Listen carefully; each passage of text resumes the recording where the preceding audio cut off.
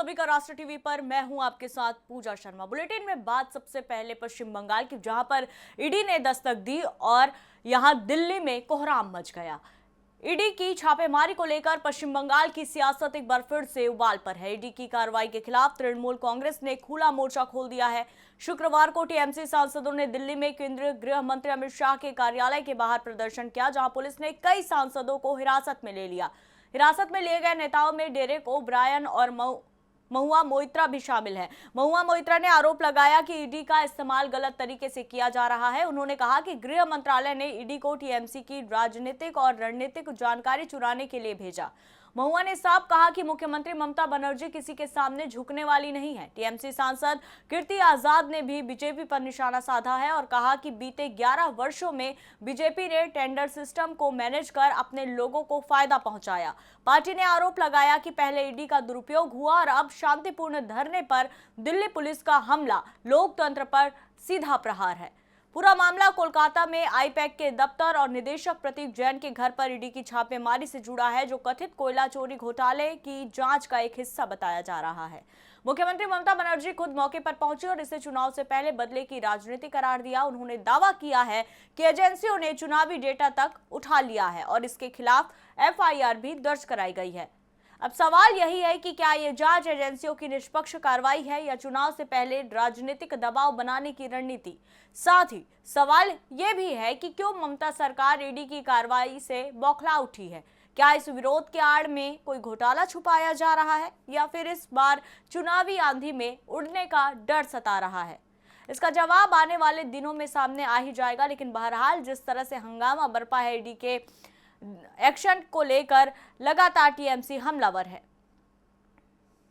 तो देखिए, ईडी की रेड पर टीएमसी का दिल्ली में हल्ला बोल और साफ तौर पर बार बार यह आरोप टीएमसी की ओर से लगाया जा रहा है कि जानबूझकर बीजेपी उनकी जो भी रणनीति बनाई गई है आगामी चुनाव को लेकर, उसे चुराने की कोशिश कर रही है। महुआ मोइत्रा को हिरासत में लिया गया है। महुआ ने भी यही आरोप लगाया है कि जानबूझकर अब पश्चिम बंगाल में अपनी जड़ें मजबूत करने के लिए बीजेपी इस तरह से ओछी राजनीति कर रही है कि हमारे दफ्तर में घुसकर हमारे रणनीति, हमारे कागजात, हमारे सारे दस्तावेज चुराने का काम बीजेपी कर रही है। तो वही दूसरी ओर बीजेपी इन पूरी बातों को नकार रही है और साफ तौर पर कहना है कि आईपैक कोई एक प्राइवेट संस्था नहीं है, बल्कि एक व्यक्तिगत संस्था है। टीएमसी की संस्था आईपैक नहीं है, जिसको लेकर यहाँ पर टीएमसी इतनी ज्यादा हमलावर है। तो सवाल ये भी है कि क्या टीएमसी कुछ बड़ा घोटाला छुपाना चाह रही थी, क्योंकि ईडी की जो कार्रवाई हुई है वो साफ तौर पर कोयला घोटाले मामले से जुड़ी हुई जांच का ही एक हिस्सा है। ये लगातार बार बार कहा जा रहा है। दूसरी ओर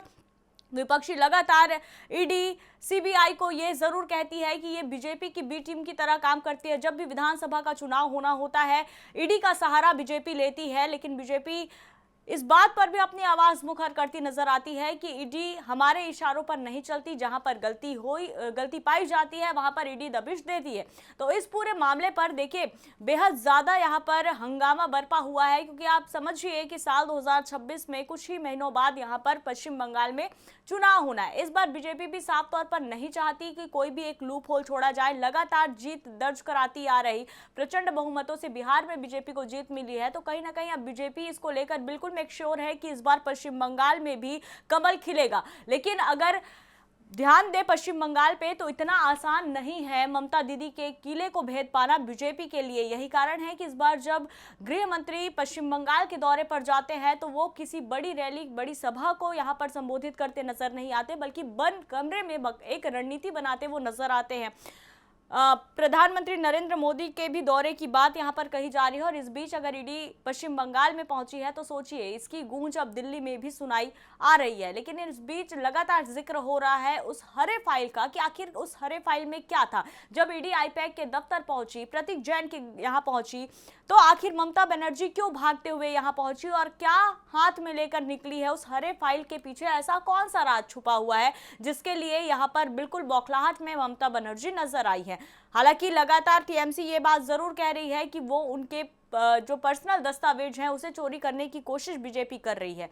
कितनी सच्चाई इन बातों में, ये तो आने वाला समय ही बताएगा।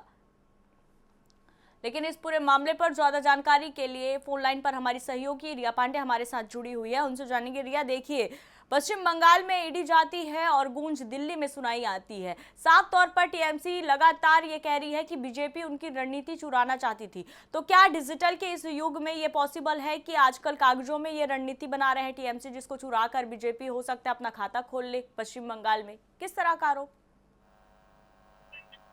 जी पूजा, जिस तरीके से ईडी की छापेमारी के बाद आज जो टीएमसी का प्रदर्शन रहा है साफ तौर पर, और कल जो आईपेक के बाहर जो तस्वीरें निकल कर आई कि किस तरीके से बंगाल की सीएम एक कुछ फाइलें निकलती हुई दिखाई दी, जो कि ब्लू कलर की फाइल थी हाथ में, जिसके बाद से हंगामा मचा हुआ। सबके मन में यही सवाल है कि आखिरकार फाइल में क्या था, जिसको लेकर आज टीएमसी के सांसद प्रदर्शन किए थे होम मिनिस्टर के ऑफिस के बाहर। और जहां पे बता दूं कि उन सभी तमाम कुल 8 लगभग सांसद थे, जिनको सभी सांसद को स्ट्रीट पार्लियामेंट पुलिस स्टेशन में पार्लियामेंट स्ट्रीट पुलिस स्टेशन में रखा गया है, डिटेन किया गया है।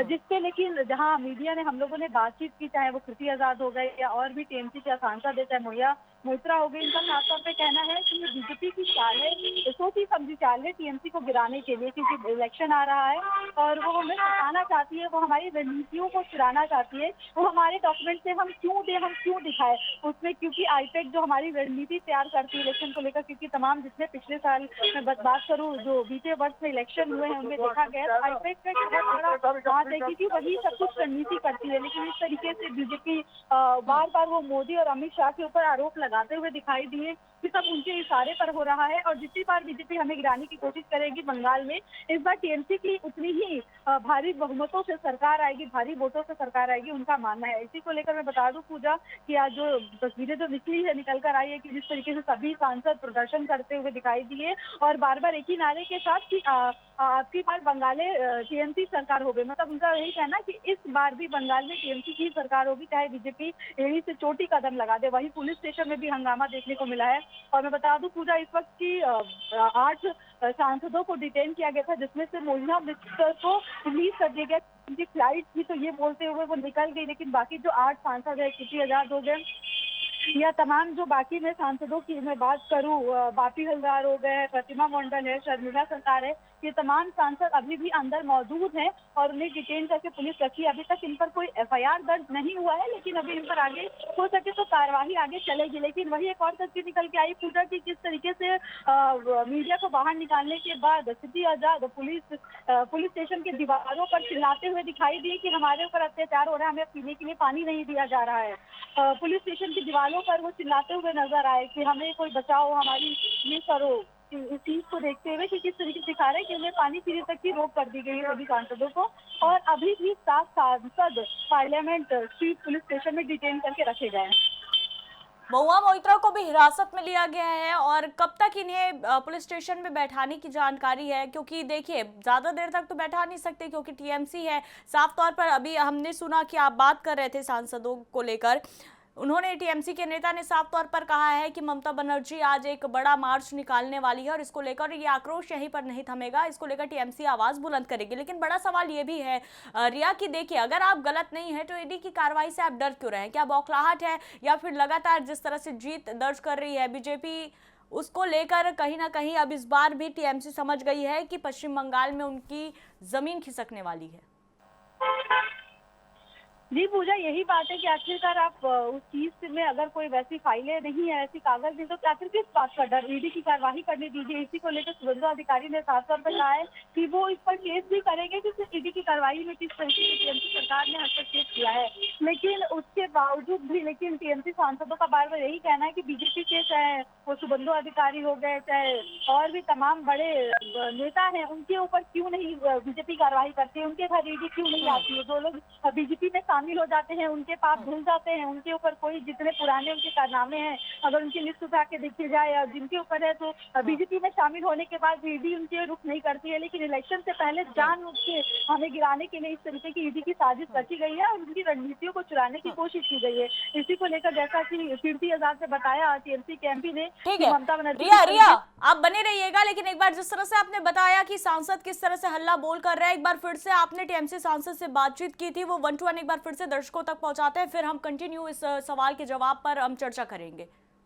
आजाद है, उनसे बात करते हैं। सर, जो ईडी का छापा पड़ा आईपेक पे, क्या कहना चाहोगे? आईपेक हमारा काम देखता है वह हमारा राजनीतिक काम देखता है। 2019 से हमारे इलेक्शन में कहाँ क्या करना है, कैसे करना है, उसको देखता है। अमित शाह ने ईडी को भेजकर वहां से हमारे कागजों को चोरी करने का प्रयास किया। उस कागजों का, जिसके अंदर हमारी सारी रणनीति थी, हमारे कैंडिडेट्स के नाम थे, हम एमपी लोग कहाँ कैसे क्या काम करेंगे वो था, हमारे अलग अलग अधिकारी कौन है, कहाँ किस जगह पर जाएंगे, कौन विशिष्ट जन है जिनसे हम जाके, भद्र मानुष है जिनसे जाकर हम मिलेंगे, उन सबों के बारे में कागज से जो चोरी कर रहे थे।